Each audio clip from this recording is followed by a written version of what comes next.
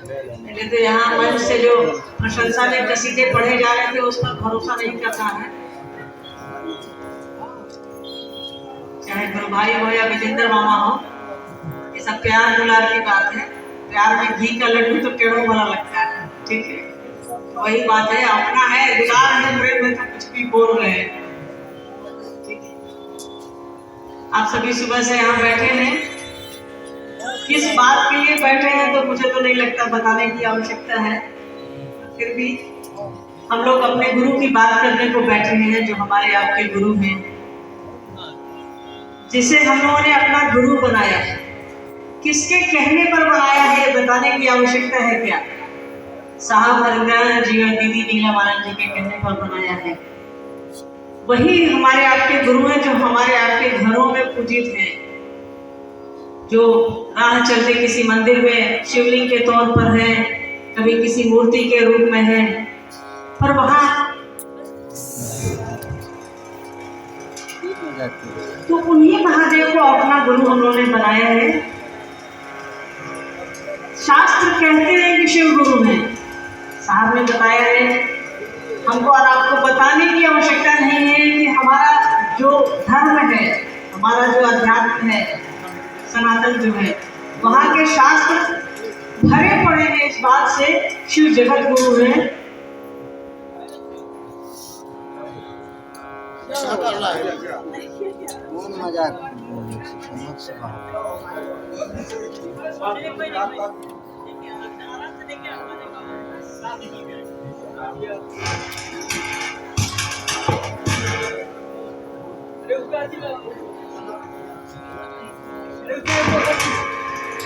देखिए बिजली की चीजें करंट करना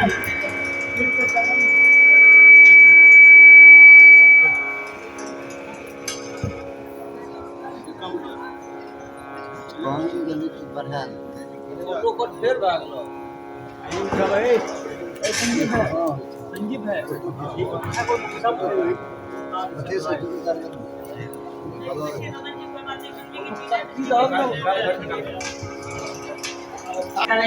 मशीनें हैं, खराब होती रहती हैं, हो सकती हैं, तो हम लोग यहाँ इकट्ठा हुए उसी महादेव की बात करने को, जो हमारे आपके गुरु हैं, हमारे आपके घरों में पूजित है और नया नहीं है, साल दर साल से, हजारों हजार साल से हमारे आपके घरों में, मंदिरों में वो शिव पूजित हैं। बस घरों में पूजित हैं, मंदिरों में पूजित हैं, हमारे मन में पूजित नहीं हुए। शिव अगर हमारे मन में पूजित होते तो आज स्थिति अलग रहती। साहब को यह बताने की आवश्यकता नहीं पड़ती, उन्होंने सब दिया है, ज्ञान भी उनसे लीजिए। साहब हरिनारायण जी ने कहा कि सब कुछ उनका दिया हुआ है, वो सृष्टि के मालिक है, महेश्वर है, परमेश्वर कहाँ गया है उनको, हमारी आपकी सांस भी उन्हीं की दी हुई है, तो ज्ञान क्यों नहीं ले? समृद्धि देते हैं, पैसा देते हैं, परिवार देते हैं, संतान देते हैं, सब कुछ देते हैं, और हम लोग ज्ञान नहीं लेते हैं। सब कुछ उन्हीं का है। सृष्टि का जो मालिक है, घर के हम आप मालिक होते हैं तो अपना अधिकार जता लेते हैं कि ये मेरा घर है, वो तो ईश्वर है, परमेश्वर है, ईश्वरों में श्रेष्ठ है, वो महेश्वर है, वो पूरी सृष्टि उसकी है। वो जब ज्ञान भी देता है तो हम आप ज्ञान क्यों नहीं लेना चाहते? तो उनके इस ज्ञान दाता स्वरूप से जहाँ हम पढ़ सकते हैं, सीख सकते हैं, समझ सकते हैं, उससे हमारा आपका मन अछूता था।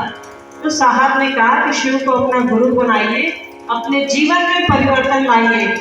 जीवन में परिवर्तन लाने का यह अर्थ नहीं होता है कि हमारे पास 2 पैसे हैं वो 8 हो गए, 8 है तो वो 64 हो गए। जीवन में परिवर्तन हमारे आपके मन से होता है।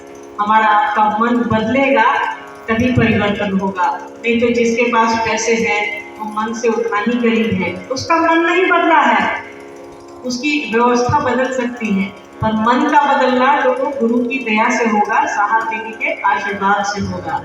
देखिए ये क्षेत्र जो है आपका, ये कोशी, हम लोग तो यही बचपन हम लोगों का यहीं से शुरू हुआ, याददाश्त हम लोगों की यहीं से बननी शुरू होगी। बहुत छोटे रहे होंगे हम लोग, तो याद भी नहीं है। तो हम लोग ने इस क्षेत्र को ही, हम लोग इसको सहरसा, सुपौल या मधेपुरा से नहीं जानते हैं। साहब हमेशा कहते थे कोशी, तो ये कोशी का क्षेत्र है, ये कोशी की मिट्टी है। लोग कहता है, भूगोल कहता है कि ये बाढ़ में 6 महीना डूबा रहता है, सच्चाई भी यही है। तो यहाँ के शिव शिष्य महादेव की दया में डूबे रहते हैं, साहा दीदी के आशीर्वाद में डूबे रहते हैं। मुझको तो यही लगता है कि मतलब ये पहली जगह है जहाँ मतलब स्त्री और पुरुष, गुरु भाई और गुरु बहनें बराबर की संख्या में। मुझे तो आश्चर्य हुआ, मैंने लक्ष्मण जी को कहा भाई यहाँ तो बराबर की संख्या में स्त्री पुरुष, गुरु भाई भी तो नहीं है, गुरु बहनें क्यों नहीं? ये साहब कहते थे कि कोशिश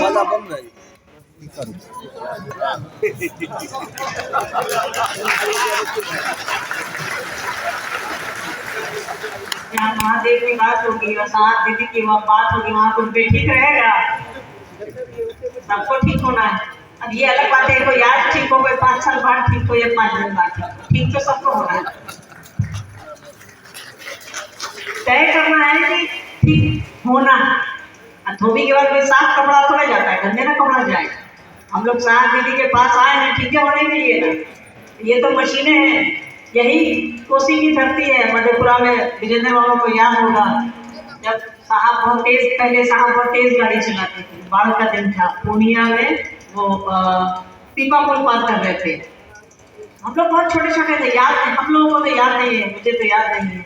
तो माँ ने कहा कि गाड़ी जो है तेज बहाव में, कोसी का करंट तो बहुत तेज रहता है, तो तेज बहाव में साहब और गाड़ी तेज चला रहे थे कि जल्दी निकल जाए, और पीपा पुल ऐसे ऐसे ऐसे हिल रहा था। तो माँ ने इसकी शिकायत, मतलब आपकी दीदी ने इसकी शिकायत महादेव से कर दी, ये गाड़ी बहुत तेज चलाते हैं। बच्चे भी हैं, गाड़ी में बच्चे थे, और वो उन्होंने कहा कि मुझे भी डर लग रहा था कि क्या पता आज कोई बचेगा कि नहीं बचेगा, कि कोसी में गाड़ी बह जाएगी। तो महादेव ने साहब को कहा कि मशीनें तुमने बनाई हैं, नियंत्रण करना सीखो। मशीनें तुमने बनाई है, नियंत्रण करना सीखो। हम लोगों ने बनाया है नियंत्रण, हम लोग उसी को करेंगे। अरे भाई साहब कोई बात नहीं, होते रहता है ये सब। देखिए हम लोग यहाँ जिस बात को करने आए हैं ये सब तो चलता रहता है, मशीन खराब होती है, लेकिन जब हमारी आपकी कोई विचार नहीं है तो मशीन का क्या है। हमारे जैसे आपके जैसे लाखों लोगों को वो परमात्मा, वो महेश्वर रोज बनाता है, रोज बिगाड़ता है, कोई फर्क नहीं पड़ता है। दुनिया उसकी चल रही है, वही चला रहे हैं। हाँ, जब वो गुरु की कुर्सी पर रहते हैं तब उन्हें फर्क पड़ता है कि मेरा विद्यार्थी आज स्कूल क्यों नहीं आया है, मेरे विद्यार्थी को गणित में 4 नंबर कम काहे आया है। माँ बाप से भी ज्यादा फिक्र टीचर की होती है, शिक्षक की होती है। तभी तो हम आप चाहे गरीब हो या अमीर हो, बच्चों को मास्टर के यहाँ भेज के, स्कूल के यहाँ भेज के निश्चिंत हो जाते हैं। स्कूल बंद रहता है तो हम माओ से पूछिए क्या हाल लगता है। यही महत्व है शिक्षक का, स्कूल का। तो जीवन में जब आपके छोटे से काम में जब गुरु का इतना महत्व है, गर्मी की छुट्टी हो जाती है, अभी परीक्षा खत्म हुई है, छुट्टी है, तो परेशान परेशान हम लोग, स्कूल कब खुलेगा। गुरु का ये महत्व है। और जब गुरु शिव हो, जगत गुरु हो, तब हमारे आपके जीवन में उनका क्या महत्व है, बताने की आवश्यकता है क्या, ये बताइए। साहब जो कह रहे हैं, दीदी माँ जो कह रही है वो करने की कोशिश कीजिए। साहब ने कहा है शिव शिष्य बनो और दूसरों को प्रेरित करो शिव शिष्य बनने के लिए, तो वैसा हम आप करते रहे, शिव शिष्य बने और शिव शिष्य बनाने के लिए लोगों को प्रेरित करते रहे कि भैया महादेव को गुरु बनाने के बाद मेरे जीवन में ऐसा परिवर्तन आया है, मेरे जीवन में क्या क्या बदलाव आया है। और धरती पर कोई ऐसा आदमी नहीं है मेरे भाइयों बहनों कोई कह दे कि शिव को गुरु बनाने के बाद, साहब दीदी को अपना समझने के बाद उसके जीवन में परिवर्तन नहीं हुआ, अच्छा परिवर्तन नहीं हुआ है। ऐसा कोई भी आदमी नहीं है जो ये कह दे कि शिव को जब से हमने गुरु बनाया है या साहब दीदी को अपना समझा है हमारे जीवन में कुछ अच्छा नहीं हुआ। धरती पर हमें तो नहीं लगता कि कोई एक भी आदमी खड़े होकर ये कह देगा। तो सोचिए उन्होंने जो कहा है, वो जो कर रहे हैं, हमको और आपको वही करना है। वो कह रहे हैं कि यार 3 काम है, महादेव को अपना समझो, दूसरों को प्रेरित करो कि शिव मेरे गुरु हैं, आपके भी हो सकते हैं, और नमः शिवाय से प्रणाम करो। इतनी आसान विधा है, इतनी आसान विधा तो धरती पर आई ही नहीं है। शिव को गुरु बनाने की बात तो सबसे पहले साहब ही नहीं की हमसे और आपसे इस धराधाम पर, क्योंकि शिव गुरु है यह शास्त्र कहते हैं, पर वो गुरु कैसे होंगे यह शास्त्र नहीं कहते। यहाँ पे शास्त्र मौन है, तो कह रहा है, शास्त्र कहते हैं था तो ब्रह्म जिज्ञासा अब दीपो भव, प्रभु को जानो। अरे भाई कैसे जाने, रास्ता तो बताइए। आप कह रहे हैं पढ़िए पढ़िए पढ़िए, कैसे पढ़ेगा खड़ा, सिखाइए नहीं रहे तो सिखाएगा कौन? वो गुरु सिखाएंगे। कौन आपको जगाएगा? वो गुरु जगाएंगे। आपके मन के दीपक को कौन जलाएगा? तो वो गुरु जलाएंगे। बोल तो आप रहे हैं, तो रास्ता तो बताइए। शास्त्र कह तो रहा है, रास्ता कोई नहीं कह रहा है कि ब्रह्म की ओर कैसे जाओ, ईश्वर की ओर कैसे जाओ। तो ये साहब ने बताया कि उस ईश्वर को, उस गुरु को अपना समझिए और ये 3 काम करिए। उधर जाने की विधा आपके पास सामने है। वो कह रहे हैं आओ चलो शिव की ओर, वो हमको और आपको शिव की ओर ले जाने धरती पर आए हैं। उनके साथ हो लीजिए, मन को उनके साथ ले चलिए, हमारी आपकी यात्रा सुगम रहेगी, आसान रहेगी। तो सिंपल सा उन्होंने कहा है कि शिव को अपना समझिए। हम लोग जैसे कॉमन है, मतलब सामान्यतः हम लोग जिसको अपना समझते हैं, बाल बच्चा है, घर दुआर है, माँ बाप है, चप्पल है। अभी मामा कह रहे थे ना कि साहब का उदाहरण दे रहे थे, कहते हैं कि चप्पल के बराबर समझिए। कितनी छोटी बात है ये। साहब ने उस ईश्वर को, उस महेश्वर की तुलना हमारे आपके लिए किससे की? चप्पल से की। क्या हमारा आपका कर्तव्य नहीं है कि साहब को इस एहसान का बदला चुकाएं? कैसे चुकाइएगा? तो वो जो कह रहे हैं वो करिए। वो कह रहे हैं कि दूसरों को प्रेरित करिए कि शुरू करें, गुरु है आपके भी हो सकते हैं, इस काम को करिए। साहब का पहला सूत्र है, वो पहले पिछले 45 साल से वो आदमी एक ही बात हमको आपको कह रहा है, यार अपने गुरु को अपना समझो। उसको कोना में रख दिए हो, अगरबत्ती दिखाते हो, पानी भी डालते हो, सब कुछ करते हो, बेलपत्र भी चढ़ाते हो, पर उसको अपना ही नहीं समझते हो। हाँ, जब कष्ट आता है तो हम लोग उसको अपना समझते हैं। साहब ने लिखा है कि पीड़ा के क्षणों में गुरु की दया तीव्र हो जाती है। हम आपसे जब परेशान रहे तभी अपनों को याद करते हैं क्या? क्या परेशानी में ही साहब दीदी आपको याद आते हैं? नहीं, साहब दीदी आपके अपने हैं, इसलिए आपको वो 24 पहर याद आते हैं, 8 पहर याद आते हैं, 24 घंटे याद आते हैं। तो साहब ने कहा है कि शिव को अपना समझिए ना। जिसको भी हम आप अपना समझते हैं, जिससे लगन लग जाती है, जिससे प्रेम हो जाता है, उसकी बड़ाई तो ऐसे ही कर लेते हैं हम आप। पहला सूत्र है उसको अपना समझना। हे शिव आप मेरे गुरु हैं, अपने हैं, मैं आपका हूं, मुझे शिष्य पर दया कर दे। जैसे हम आप उसको अपना समझेंगे, जैसे किसी को अपना समझते हैं, तो उसकी बड़ाई तो अपने आप कर देते हैं। लाख पति पत्नी में झगड़ा हो जाए, कभी हम लोग मायके में बुराई करते हैं क्या पति की जा करके? बच्चे को कम नंबर आ जाता है, हम आपके दूसरों को कहते हैं कि मेरे बेटा बेटी को कम नंबर आ गया? नहीं कहते हैं, क्योंकि हमको और आपको उससे प्रेम है। जहां प्रेम होगा आप खाली बड़ाई करते हैं। तो शिव से जैसे ही हमको और आपको प्रेम होगा, जैसे ही पहला सूत्र करेंगे, दूसरा सूत्र तो ऑटोमेटिक हो जाएगा। दूसरा सूत्र क्या है? उसकी प्रशंसा करना ही है। शिव मेरे गुरु में आपके भी हो सकते हैं, वो सब कुछ देते हैं, ज्ञान भी लीजिए, ज्ञानदाता भी है, दक्षिणामूर्ति है, पंचामृत सदाशिव है, वो सब कुछ देते हैं, ज्ञान भी देंगे। और जिसको आप अपना समझिएगा उसको याद भी करिएगा। तो तीसरा सूत्र क्या है? 108 बार प्रणाम करना है, उनको याद ही तो करना है। तो सारा खेला अपनापन का है, सारा खेला शिव से प्रेम का है, तो सारा खेला पहला सूत्र का है। जैसे आप उसको अपना समझते हैं, आप उसकी प्रशंसा भी करते हैं, उसको याद भी कर लेते हैं। तो बस अपना समझिए कि शिव मेरे हैं, मैं आपका हूं। जिस दिन ये हो जाएगा, कुछ भी करने की जरूरत नहीं। अभी 27-28 की संगोष्ठी में हम लोग रांची थे, मामा भी वहां थे। साहब ने कहा, ये वीडियो आप लोगों ने देखा होगा यूट्यूब पर, वायरल है ये, कि आप करोड़ों बार नमः शिवाय कर लीजिए, आप शिव की चर्चा कर लीजिए, अगर आपका शिव से प्रेम नहीं हुआ, सब बेकार है। आपने पहला सूत्र नहीं किया मन से, जुबान से नहीं। जुबान से तो हम आप रिक्शा वाले को भी भैया बोलते हैं, समझते हैं क्या? भाई जी तो बोल देते हैं, समझते हैं भाई जी। उसको चोट लग जाती है तो दर्द हमको आपको नहीं होता है, पर अपने लोगों को चोट लगती है तो दर्द हो जाता है। तो शब्द में और भाव में और अपनेपन में फर्क हो जाता है। तो महादेव को अपना समझिए, साहब दीदी को अपना समझिए, मन में एक त्रिभुज बनाइए, ऊपर महादेव को बैठाइए, नीचे साहब दीदी को बैठाइए। हमारी आपकी यात्रा अच्छे से कटिए, मेरा भरोसा है आप इसको करके देख सकते हैं, हमारी आपकी यात्रा अच्छे से कट जाएगी। इसमें कहीं कोई दिक्कत नहीं है। साहब लोग कह रहे हैं वो करते रहिए।